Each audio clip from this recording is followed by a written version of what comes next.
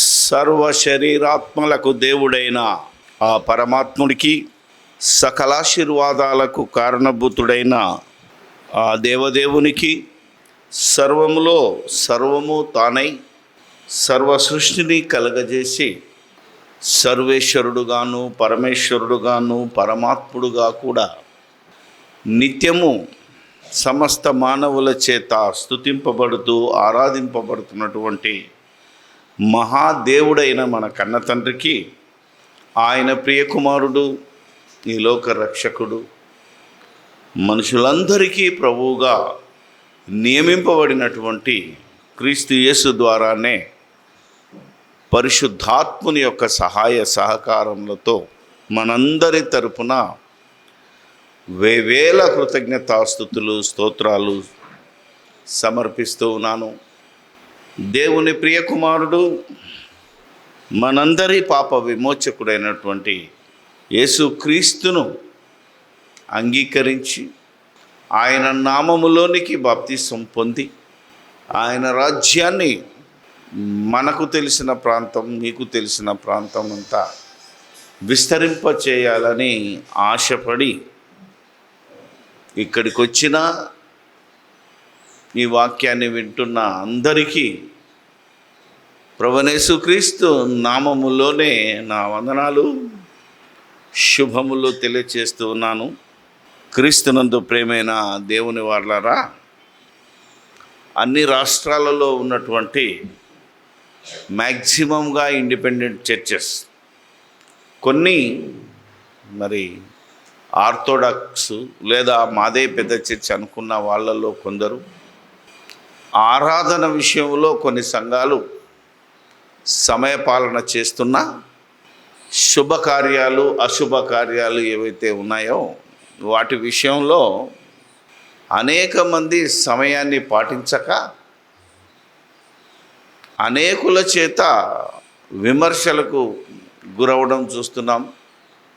ఒక శుభకార్యంలో మన భాషలో వచ్చిన వారు ఆ జరిగిస్తున్న వారిని లేదా మన భాషలో ఆశీర్వదించడము చేయడం కాక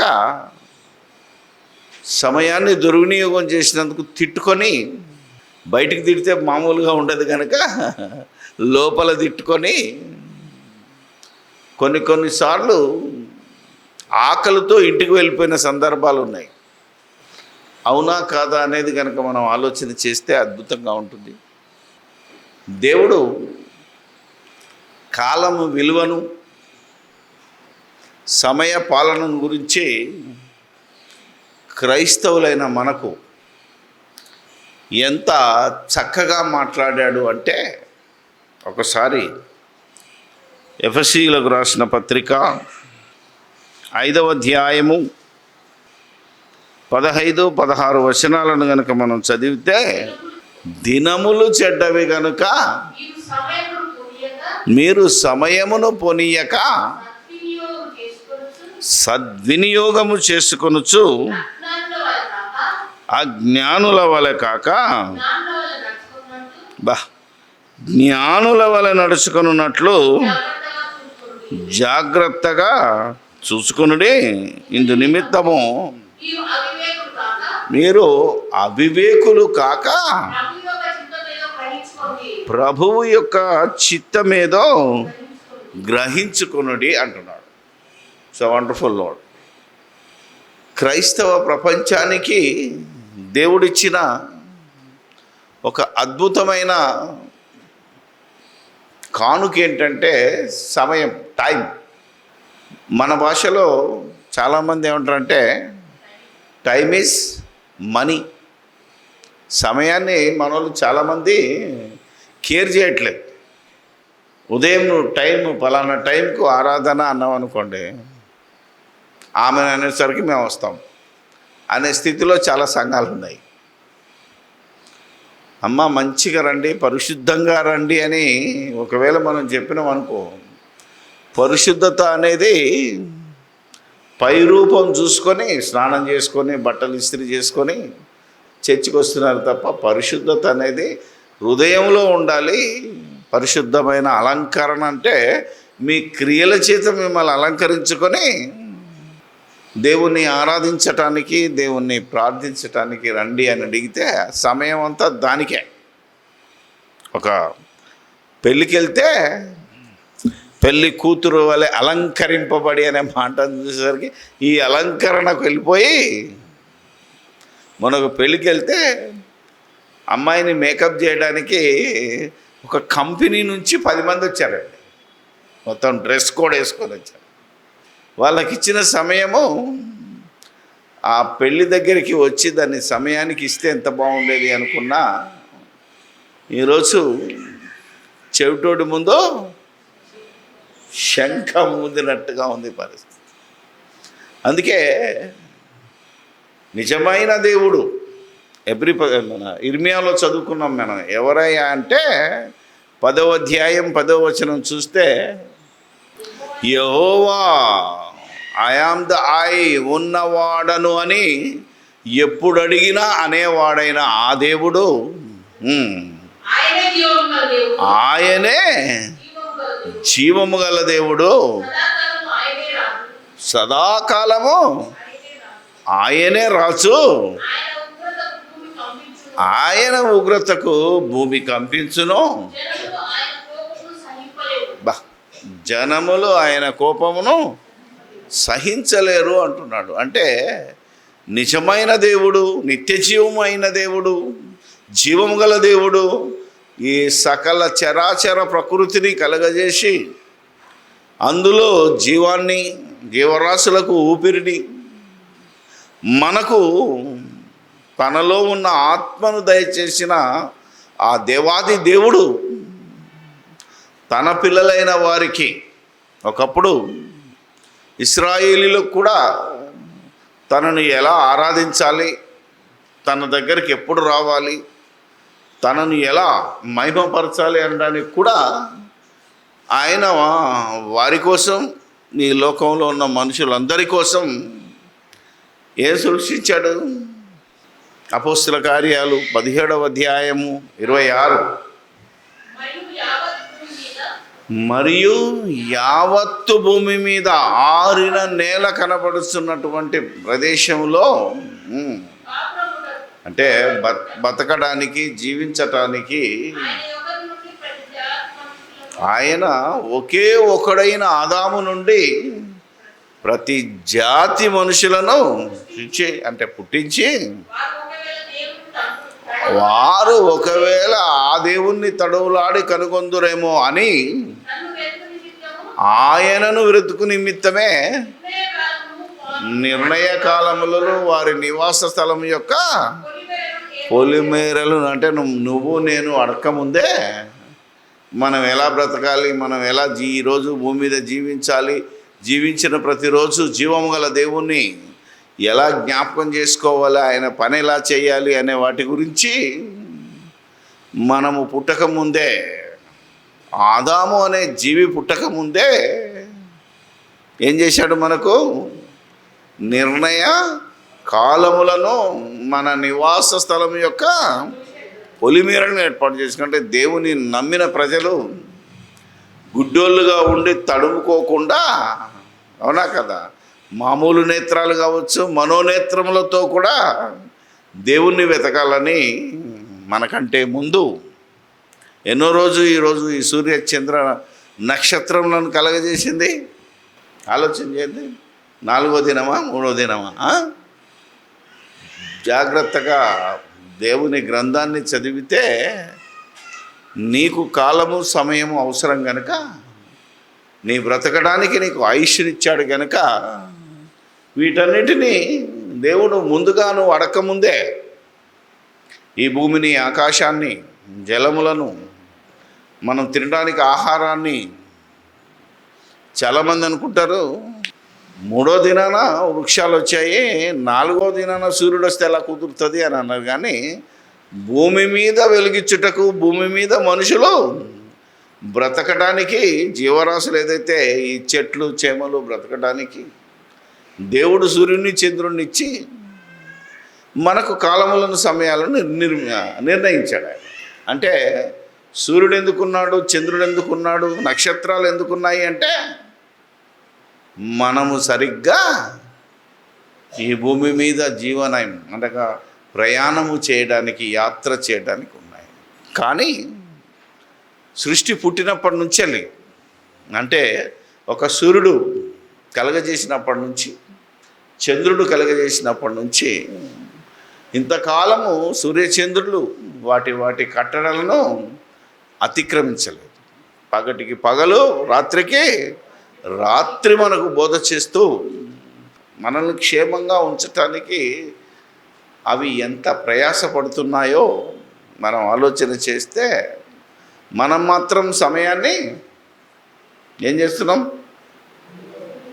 దుర్వినియోగం చేసే అజ్ఞానులమా? ఇంకో మాట రాద్దాం అనుకున్నాను. పరిశుద్ధుని పిల్లలుగా చెప్పుకుంటున్న భ్రష్టులంగా బ్రతుకుతున్న వారు ఎవరయ్యా అంటే నంబర్ 1 ఎవరు? దేవుని ప్రజలని చెప్పుకుంటున్న నాటి ఇశ్రాయేలీలు, నేటి క్రైస్తవులే. దేవుడు ఎవరో తెలియని వాళ్ళు, ప్రకృతిలో కనబడిన దాన్ని దేవుడిగా పూజించేవాళ్ళు. అవునా కదా? సమయం అనేది, కాలం అనేది దేవుని చేతిలో ఉంది. అది మంచిదా చెడ్డదా అనే నిర్ణయించే శక్తి నీకు లేదురా అని చెప్పినా ఒకటి ఏంటిది? మంచి ముహూర్తం, ఏమా రాహుకాలం ఉన్నాయా, వర్జ్యం, అష్టమి, నవమి, ఇలాంటివన్నీ చెడ్డవి అని తెలియని వాళ్ళు సమయానికి విలువిస్తారు. తెలుసా? నేను ఎన్నో హిందూ మ్యారేజెస్ కూడా వెళ్ళాను. నువ్వు ఎక్కడున్నా, ఎవడు వచ్చినా రాకపోయినా వాళ్ళ సిద్ధాంతం ప్రకారంగా ఏమంటుంది, జీలకర్ర బెల్లం పెట్టేసి అమ్మయ్య అనుకుంటాను. అవునా కదా? నువ్వు వచ్చేది ఎప్పటికీ 11 గంటలకు వివాహ సమయం అయితే ఇటు తాళి కట్టేది 2:30కో 3 గంటలకో. అవునా కదా? అనేక మంది సోదరులు ఎవరైతే హైందవులు ఉన్నారో వాళ్ళు పెళ్ళి చూడాలని ఎంతో ఆశగా సమయానికి వస్తారు. వాళ్ళు ఒకసారి సమయం యొక్క విలువ తెలిస్తే ఎంత జాగ్రత్తగా మనం బ్రతకాలో దేవుడు చెప్తున్నాడు. ఆ విషయాన్ని ఒకసారి యేసుక్రీస్తు యొక్క రాకడను గురించి కానీ, మన ప్రాణం యొక్క పోకడను గురించి కానీ దేవుడి వాక్యము, దేవుడు మనతో మాట్లాడిన విధానాన్ని చూస్తే ఈరోజు క్రైస్తవులు ఎవరు ఏమాత్రం సమయాన్ని దుర్వినియోగం చేయరు. ఒక మంచి మాటను చదువుకుందాం. తెస్సలోనికలకు రాసిన పత్రిక 5వ అధ్యాయము 1 నుంచి చదువుదాం. సహోదరులారా,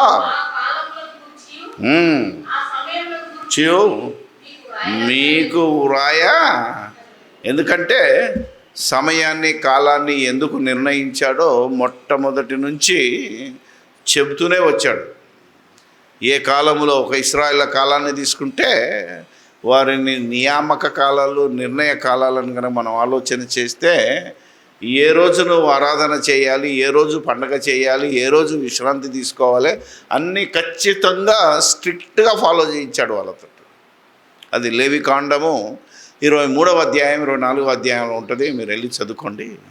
సో అప్పటి నుంచి నువ్వు ఎన్నిసార్లు ప్రార్థన చేయాలి, ఎటువైపు చూసి ప్రార్థన చేయాలి, అన్నీ ఉంటాయి పాత నిబంధనలు. క్రొత్త నిబంధనకు వచ్చేసరికి నువ్వు స్వతంత్రుడు.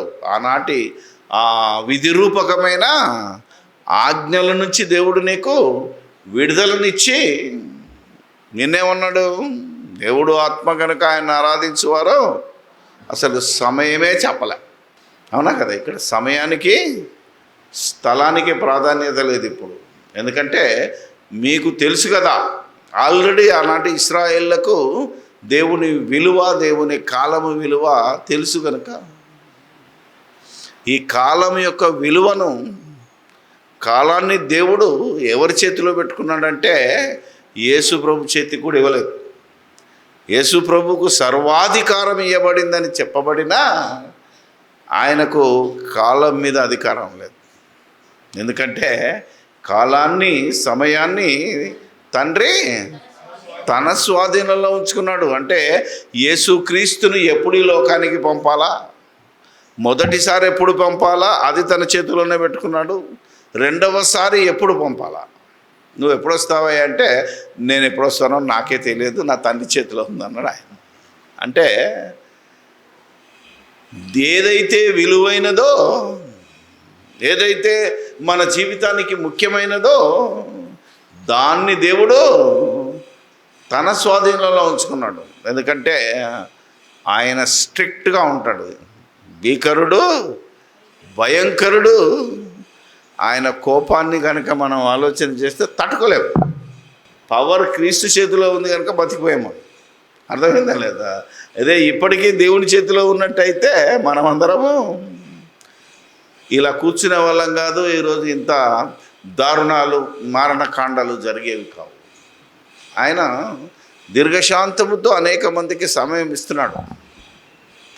కాబట్టి సమయమును సద్వినియోగం చేసుకోండి, దుర్వినియోగం చేసుకోకండి అని యేసుక్రీస్తు పరిశుద్ధాత్మ ద్వారా మరి ఎఫ్సీ పత్రికలో మనకు మాట్లాడాడు. ఇప్పుడు తెస్సలోనికల ద్వారా మాట్లాడుతున్నాడు. వచ్చును ఎందుకంటే ఇంతకుముందు చెప్తున్నాడు కదా, ప్రభువు దినము ఎలా వస్తుంది. పేతురు గారు చెప్పారు, దొంగ వలె. ప్రభు దొంగ కాదు, ప్రభు దినము దొంగ వలె. అంటే దొంగ చెప్పిరాడు. అర్థమైందా? దొంగ దాని అర్థం ఏంటిదంటే చెప్పిరాడు.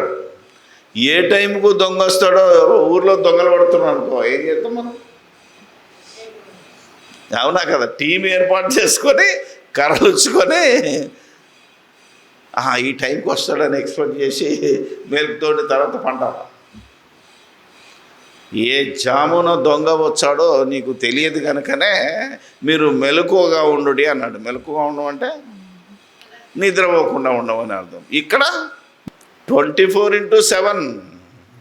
మరి పడుకోవద్దా అంటే పడుకోవద్దు అనేది ఎవడన్నాడు? కానీ కాలము నెరిగి నిద్ర మేల్కొని అన్నాడంటే కాలము, సమయము అంటే ఆయన ఇచ్చిన సూచనలు ఉంటాయి కదా, ఆ సూచనలు తెలుసుకోవాలి అంటున్నాడు. ఎలాంటి సూచన అది? నోవహు దినములలో ఎలాగుండెనో యేసు ప్రభు రాకడ దినాలలో అలాగే ఉంటుంది అని. అందుకే ఏమంటున్నాడంటే మన జీవన యానములో యేసు ప్రభు ఎప్పుడు వస్తాడో ఆయనకు తెలియదు, ఆయనని ఎప్పుడు పంపుతాడో 66 పుస్తకాల్లో ఎక్కడ లేదు. నిన్నెప్పుడు పిలుస్తాడో నీకు తెలియదు. నీ ఆయుష్ ఎంతో భక్తుడు అడిగాడు, నా ఆయుష్ ఎంతో నాకు తెలియజేయి నాయన అంటే, అమ్మ నువ్వు సామాన్యుడవా? నీ ఆయుష్ కానీ చెప్తే, చెప్పకపోతేనే ఇంత పిక్కు తింటున్నావు, జనాలను సంపక తింటున్నావు. డేట్ ఇస్తే మామూలుడివా నువ్వు? అవునా కదా? నువ్వు ఆలోచన పలానా రోజు నువ్వు పోతావురా అంటే అప్పుడు చూడాలి మన పరిస్థితి. అందుకని దావీదు అడిగాడు, నా అంతం ఎప్పుడో పాట ఉంటుందిగా, తెలియజేయమని. అది నీకు తెలియజేస్తే నువ్వు ఆగవు. అందుకనే నీ ప్రాణం పోకడ కానీ, ఆయన రాకడ కానీ, ఈ సృష్టి వినాశనం కానీ ఇదంతా దేవుడు తన స్వాధీనంలో ఉంచుకున్నాడు. లేకపోతే ఈ మనుషులు ఆగేవాళ్ళ? లోకులు నెమ్మదిగా ఉన్నది, భయమేమీ లేదని చెప్పుకొనుచుండగా గర్భిణీ స్త్రీకి ప్రసవ వేదన వచ్చినట్లు రక్షించును కనుక ఇది మీ అందరికీ తెలుసు. పెళ్ళై పిల్లలను కన్నా తల్లులకు అందరికీ తెలుసు. డాక్టర్ డేట్ ఇచ్చినా, అవునా కదా, ఎక్స్పెక్టెడ్ డెలివరీ డేట్ కాబట్టి నీకు ప్రసవ వేదన, నొప్పులు ఎప్పుడు వస్తాయో ఎవరికీ తెలియదు. అర్ధరాత్రి వస్తాయా, ఇంకా టైం ఇచ్చాడు కదా, నెక్స్ట్ వీక్ ఇచ్చాడు కదా డాక్టర్ అనుకున్నాం అనుకో. నో, ఈ వీక్లోనే అర్ధరాత్రి కూడా స్టార్ట్ అవుతాయి. అంటే ఏ టైమున, ఎంత చక్కటి ఉదాహరణ మనకు అర్థమయ్యే భాషలో చెప్తున్నాడు. గర్భిణీ స్త్రీకి నొప్పులు ఎప్పుడు వస్తాయో నీకు తెలియదు, అకస్మాత్తుగా వస్తున్నాయి. కాబట్టి ఆయన రాకడగానే మన ప్రాణం పోకడగానే అకస్మాత్తుగా వస్తుంది. ఎవరు ఎక్స్పెక్ట్ చేయని సమయం. బాగానే ఉన్నాడు, అవునా కదా? బైబిల్ ఏం చెప్పింది? మామూలుగా మా ఆయుష్కాలము 60 సంవత్సరాలు, 70 సంవత్సరాలు, అధిక బలం ఉంటే 80 అనుకో. 50 ఏళ్ళే కదా, నేను ఇంకా చేయాల్సింది చాలా ఉందండు. 54వ సంవత్సరం హార్ట్ అటాక్ వచ్చింది. అయ్యో అన్న ఇంత తొందరగా చచ్చిపోయాడా? ఆలోచన చేయాలి మనం. పొద్దున తిన్నాం, నేను చాలాసార్లు చెప్తుంటాను, తిన్న తిండి అరగడానికి మినిమం 4 hours, మ్యాక్సిమం 6 hours పడుతుంది. నువ్వు అక్కడ కొట్టుకాడికి వెళ్ళి టీ తాగి ఇంటికి వచ్చే లోపల కూడా పోతావు, తాగిన టీ అరక్క ముందే పోతావు. అందుకే సమయాన్ని సద్వినియోగం చేసుకోవాలి అనే మాట చెప్తున్నాడు. ఈ రోజుల్లో ఇలా లాభం లేదురా బాబు అని మేము మొదట్లో స్టార్టింగ్లో బిహెచ్ఎల్ డ్యూటీ చేసినప్పుడు ఈ డిజిటల్ క్లాకులు లేవు, స్వైపింగులు లేవు, ఆరాముగా, అవునా కదా? ఏమన్నా బాస్ మంచోడైతే ఎప్పుడెళ్ళినా పర్వాలేదు, సైన్ చేసి ఇచ్చేసేవాడు. కొన్ని రోజులకు కార్డు పెట్టారు, ఎందుకంటే టైం, ఆ కార్డులో టైం పడుతుంది, గడియారం ఉండేది. ఎందుకంటే అప్పుడు ఇక్కడ డిజిటల్ రాలే. మనోడు ముందుకెళ్ళి టైంని అడ్జస్ట్ చేసి 8 గంటలకు కూడా పోయి 6:30కు వచ్చినట్టు కొట్టేవాడు. అమ్మ ఇది లాభం లేదు. ఇప్పుడు ఏమొచ్చినాయి? స్వైపింగ్ సిస్టమ్, అంటే సెకండ్లతో సహా పడుతుంది. 1 సెకండ్ దాటితే గేట్ క్లోజ్. నువ్వు జిఎమైనా, నువ్వు ఎవడివైనా నీ టైం చూపిస్తుంది అక్కడ. ఇప్పుడు మాత్రం ప్రతి ఒక్కడు పరిగెత్తుకుంటాడు. అందుకని ఈ స్వతంత్రాన్ని దుర్వినియోగం చేసుకోవద్దు. దేవుడిచ్చిన అవకాశాన్ని మనం దుర్వినియోగం చేసుకోకూడదు. దాన్ని సద్వినియోగం చేసుకొని భక్తిగా బ్రతకడానికి, అనేకులను భక్తి మార్గంలో నడిపించడానికి ఈ సమయాన్ని మనం సద్వినియోగం చేసుకోవాలి. సహోదరులారా, ఆ దినము దొంగ వలె మీ మీదికి వచ్చుటకు. బా, మనతో మాట్లాడుతున్నాడు. మనం ఎవరమాట? చీకటిలో ఉన్నవారము కాము. ఎందుకు? మనం ఎవరిలో ఉన్నాము? 1 యోహాను పత్రిక 1వ అధ్యాయము 5వ వచనం. మేము, అపోస్తలుడైన యోహాను, మేము ఆయన వలన వినంటే, ఆయన ఎవరంటే యేసు ప్రభు వలన విని, ఏమనగా, ఏమండి, దేవుడు వెలుగై ఉన్నాడు, దేవుడు ప్రేమ అయి ఉన్నాడు, దేవుడు శక్తి అయి ఉన్నాడు, దేవుడు ఆత్మ అయి ఉన్నాడు, దేవుడు వెలుగై ఉన్నాడు, దేవుడు సమస్తములో సమస్తమై ఉన్నాడు. ఆయన యందు చీకటి ఎంత మాత్రమో లేదు, ఆయనతో కూడా సహవాసము గలవారమై అని చెప్పుకొని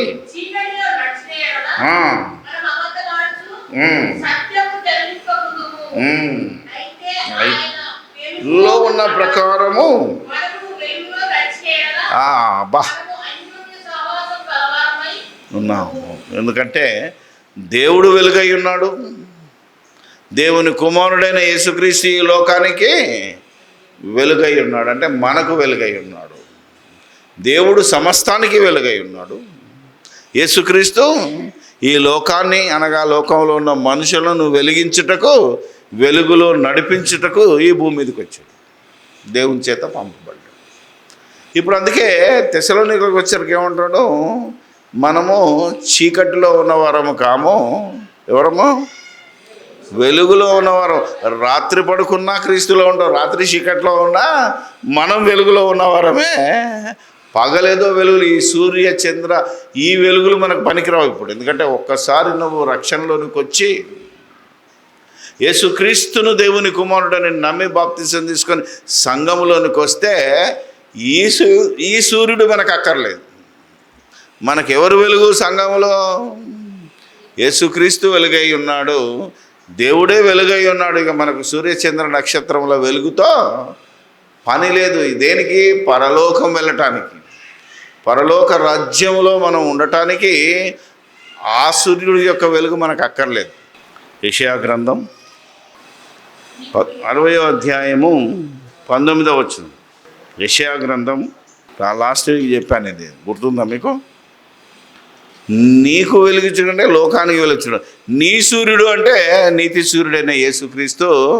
ఇక ఆయనకు మరణం లేదు కనుక సజీవుడు కనుక ఇక ఈ లోకంలో ఈ సూర్యచంద్ర నక్షత్రాలతో పని లేదు కనుక ఈ సంగతిని తెలిసిన పౌలు ఏం చేస్తున్నాడంటే సార్వత్రిక సంఘానికి రాస్తూ తెస్సలోనికలకు రాసిన మొదటి పత్రిక 5వ అధ్యాయము 5వ వచనం, మీరు చీకటిలో ఉన్నవారు కాదు, మీరందరూ వెలుగు సంబంధులను ఉన్నారు. మనము రాత్రి వారము కామంటే చీకటి వారము కాము.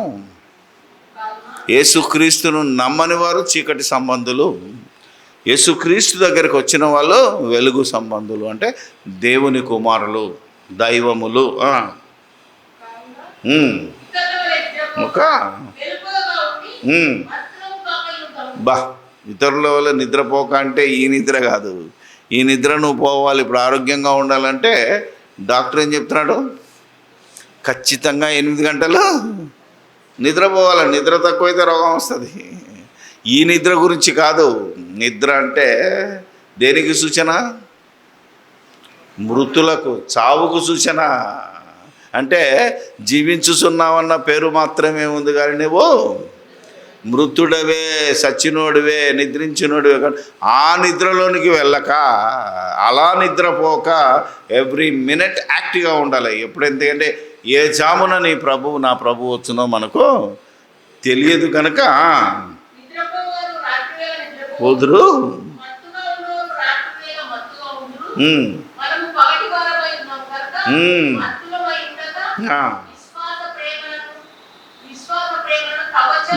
కవచము రక్షణ నిరీక్షణ శిరస్థానమును ధరించుకుందుము. ఎందుకనగా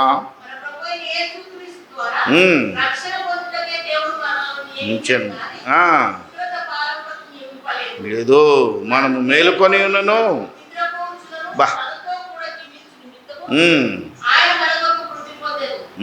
కాబట్టి మీరు ఇప్పుడు చేయుచున్నట్టుగానే ఆదరించి ఇది నిద్రపోకుండా మెలకుగా ఉండి ఏం చేయాలా? ఒకరినొకడు క్షేమాభివృద్ధిని, అంటే నువ్వు తెలుసుకున్న జ్ఞానం పక్కోడికి తెలియజేయాలా. మనమంతా జ్ఞానవంతులమై జ్ఞానమైన యేసుక్రీస్తు ద్వారా దేవుని సన్నిధికి చేరాలి. అందుకే దేవుని జ్ఞానం మనకు బోధిస్తుంది ఏంటి అంటే సమయాన్ని సద్వినియోగం చేసుకోవాలి. మనము పగటి వారము అనో కదా, వెలుగు సంబంధులము. రోమాపత్రికలోకి వెళ్తే చీకటి ఏదో ఉంటుంది, ఒకసారి చూద్దాం. రోమీలోకి రాసిన పత్రిక 13వ అధ్యాయము 11, 12 వచనాలను చూద్దాం. మరియు కాలమునెరిగి తెలుసుకొని, ఏమండి, కాలమునెరిగి నిద్ర మేలుకొను. మామూలుగా నిద్ర మేలుకొని వేళ అయినాక ఏం చేస్తాం మనం? పొద్దున్నే 6 గంటలకు లేవాలంటే ఖచ్చితంగా లేస్తాం. ఈ విషయంలో ఇంటి పనుల మీద ఏదైనా ఊరికి వెళ్ళాలంటే, ఏదైనా పెళ్ళిళ్ళకి వెళ్ళాలి, ఏదైనా పని ఉందనుకో టైముకు లేస్తాడు. అవునా? నిద్ర పట్టదు, తెలుసా?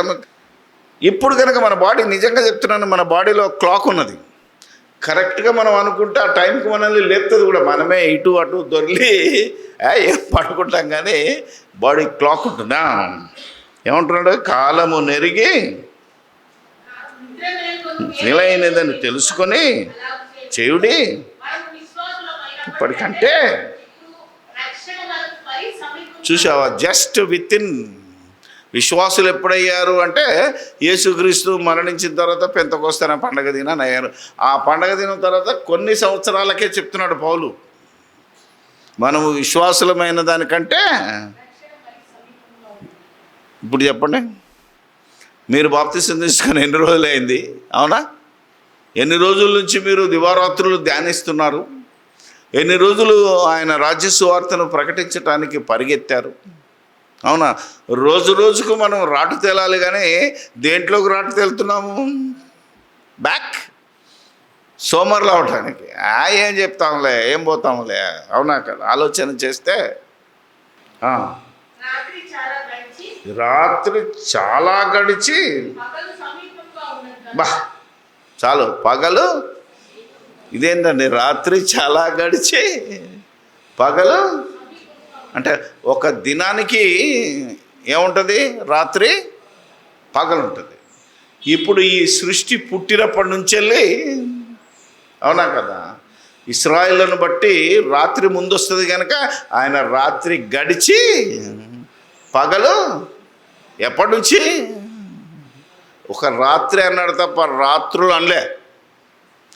ఇప్పుడు మీరు ఆలోచిస్తే దేవుని దృష్టిలో సృష్టి పుట్టి ఎంత టైం అయింది? రాత్రి గడిచి పగలు. అందుకే దేవుడు ఎప్పుడు ఏమంటాడంటే, నేడు నేను నిన్ను, దేవుని దృష్టిలో నేడే అంటే ఎడ్డే. మనమంతా కోట్ల సంవత్సరాలు లెక్క పెట్టుకుంటున్నాం, కానీ దేవుని దృష్టిలో ఒక దినంతో సమానం. అందుకే ఆయన ఇచ్చిన టైం, ఈ సృష్టికి ఇచ్చిన టైము రాత్రి గడిచి పగలు సమీపంగా ఉంది. పగలు వచ్చిందంటే లేవాలే, లేపేస్తాం మిమ్మల్ని అందరినీ. అవునా కదా? మీరు ఆలోచన చేయాలా? అందుకే మరి దేవుడు వర్తమానభూత నిన్న నేడు నిరంతరము. మనకున్నది నిన్నున్నది, నేడున్నది, రేపున్నది. దేవునికి నిన్న లేదు, రేపు ఉండదు. దేవుడు అంటే నేడే. ఏమా? అందుకే బైబిల్లో ఉన్నది, నేడే రక్షణ దినము, ఇదే అనుకూల. దీన్ని నిర్లక్ష్యం చేసిన వాడు తప్పించుకోలేడు. దీన్ని సొంతానికి వాడుకున్నవాడు, మన ఇష్టానుసారంగా వాడుకున్నవాడు. అందుకనే బైబిల్ ఒక మాట చెప్పాడు, దివారాత్రులు ధ్యానించువాడు పగలు రాత్రే. పడుకుందాం, రాత్రి పడుకుందాం, తెల్లారి చూసుకుందాం, రేపు చూసుకుందాం, ఎల్లుడు చూసుకుందాం అనే కార్యక్రమాలను వాయిదా వేసేవాడు కూడా ఏమన్నాడు? సోమరి. ఎక్కడికి వెళ్ళిపోన్నాడు? అసలు చీమలు ఎంత ఉంటాయి అంటే, మనకంటే దేవుడు మనకి బుద్ధి కలగడానికి ఎవరిని చూపిస్తున్నాడు? చీమలు. ఎప్పుడు లేచినా వాటి పనిలోనే ఉంటాయి. అసలు వాటికి లీడర్ లేడు. అవునా కదా? ఆలోచన చేయగలిగితే మనకు సంఘ కాపరున్నాడు, నడిపించేవాడు ఉన్నాడు, ప్రసంగాలు చేసేవాడు ఉన్నాడు, మాదిరిగా బతకమని దివారాత్రులు చెప్పేవాడున్నా మనం మాత్రం మనం మాత్రం లెక్క చేయము. అందుకనే మమ్మల్ని చూడకుండా ఎవరిని చూడకురా బాబు. ఆనాడు వాళ్ళు ఎవరైతే శాస్త్రులు పరిచయాలు ఉన్నారో వాళ్ళని చూడకమన్నాడు. ఎవరిని చూడమన్నాడంటే, సోమరి చీమల దగ్గరికి వెళ్ళి నేర్చుకోరా. మన బుద్ధి కలగడానికే ఈ ప్రకృతి సమస్తం జరుగుతున్నది. మనకు బుద్ధి కలగడానికి పగలు రాత్రి బోధ చేస్తున్నవి. ఒకసారి సృష్టింపబడిన వస్తువులను ఆలోచిస్తే మీకు సంగతి అర్థమైంది అన్నాడు. సూర్యుడు అవునాక తన పని చేస్తున్నాడు. ఇప్పుడు బాగా మండుతున్నాడు. ఈ సంవత్సరం ఇంకా పెరిగింది టెంపరేచర్. ఎందుకో తెలుసా? ఎందుకు ఈరోజు సూర్యుడు తన ప్రతాపాన్ని చూస్తున్నాడంటే, నేను చెప్పినట్టే, దేవుడు చెప్పినట్టు నేనిన్నా వీళ్ళు ఇంటలేరు, వీళ్ళకి కావాల్సిన శాస్తే తగిన శాస్తి జరగాలని మండుతున్నాడు. తెలుసా మీకు? దేవుని కోపము పరలోకము నుండి మండుచున్నది, రగులుచున్నది. ఎక్కడ? సూర్యుని ద్వారా సావగొడుతున్నాడు మనల్ని. చచ్చిపోవాలంతే. ఇంకా చెప్తే ఇనే రకం కావట్లేదు. కాబట్టే సమయాన్ని సద్వినియోగం చేసుకొని ఎలా ఉండాలట? ఎలా ఉందో మరి జ్ఞానులు ఆలోచన చేయాలి. మనం జ్ఞానులు, మన ప్రభువే జ్ఞాని, ఆయన ఒక్క నిమిషం కూడా వేస్ట్ చేయకుండా అవునా ఆయన బతికిన కాలంలో పగలు బోధ రాత్రి ప్రార్థన. స్వామి ఎప్పుడు పడుకున్నాడో తెలియదు కానీ అవునా కదా, ఆ బోధ చేసే టైంలో ఏమాత్రము రెస్ట్ లేకుండా పనిచేసిండు. అందుకనే పౌలు కూడా సమయమందును అసమయమందును వాక్యమును ప్రకటించము, బోధించము అని ఎందుకు చెప్పాడు? మనం చర్చికి వెళ్ళటానికి గంట వెళితే అమ్మో మేము ఎంత గొప్ప పని చేశాం తెలుసా ఈరోజు, అవునా కదా, మేము దేవుణ్ణి బ్రహ్మాండంగా ఆరాధించామని బయటికి వెళ్ళి చెప్పుకున్నానుక. ఎవరు చెప్పాడు నీకు? అవునా కదా, నీకు ఏం తెలుసు? ఈరోజు చాలామంది ఆరాధన అంటే తెలియని అజ్ఞానంలో ఉండి మళ్ళా కొట్లాటలు, మళ్ళా ఆరాధనలో వాయిద్యాలు వాయించాలనా లేదా? ఎవడు చెప్పాడు వీళ్ళకి? ఎన్నిటికి కొట్టుకుంటున్నారు అంటే వాక్యం తెలియక, జ్ఞానం తెలియక, దేవుని సంకల్పాన్ని తెలియక మనం సిద్ధాంతాల ముసుగులో కొట్టుకుంటున్నాం తప్ప ముందు నీ బ్రతుకుని గురించి ఆలోచించు, నీ పిలుపుని గురించి ఆలోచించు, ఆయన రాకడను గురించి ఆలోచించు. అందుకే సమయం ఇస్ మోస్ట్ ఇంపార్టెంట్. కనుక చెప్పిన సమయాన్ని పాటిస్తే మనం జ్ఞానులము, పాటించకపోతే అజ్ఞానులం.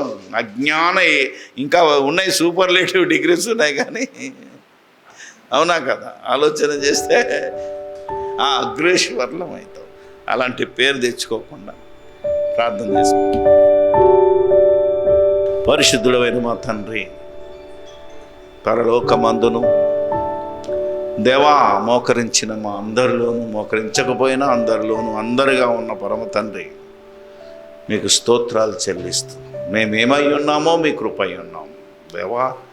మీరు మాకు ఇచ్చిన సమయాన్ని మేము సద్వినియోగం చేసుకుని అజ్ఞానుల వల్ల కాక జ్ఞానుల వల్ల ప్రవర్తించి మా జీవితాన్ని వెలుగుమయంగా, మాకు తెలిసిన వారి జీవితాలను ఈ వెలుగులోనికి నడిపించే వారంగా కష్టపడి కష్టార్జితంతో ఈ రక్షణ మార్గాన్ని అనేకులకు చూపిస్తూ మమ్మ వలె మా పొరుగు వారిని ప్రేమించగలిగే భాగ్యము, జ్ఞానము, జ్ఞాపక శక్తి, ఆయుష్, ఆరోగ్యము, సమస్త విధములైన అనుభవ జ్ఞానము సంపాదించుటకు సహాయము దయచేయండి. సమస్తము మీకే స్తుతి స్తోత్రాలు చెల్లిస్తూ మా ప్రభువైన యేసుక్రీస్తు పేరిటనే ఈ ప్రార్థన అడిగి వేడుకొనుచున్నాము పరమ తండ్రి. ఆమేన్.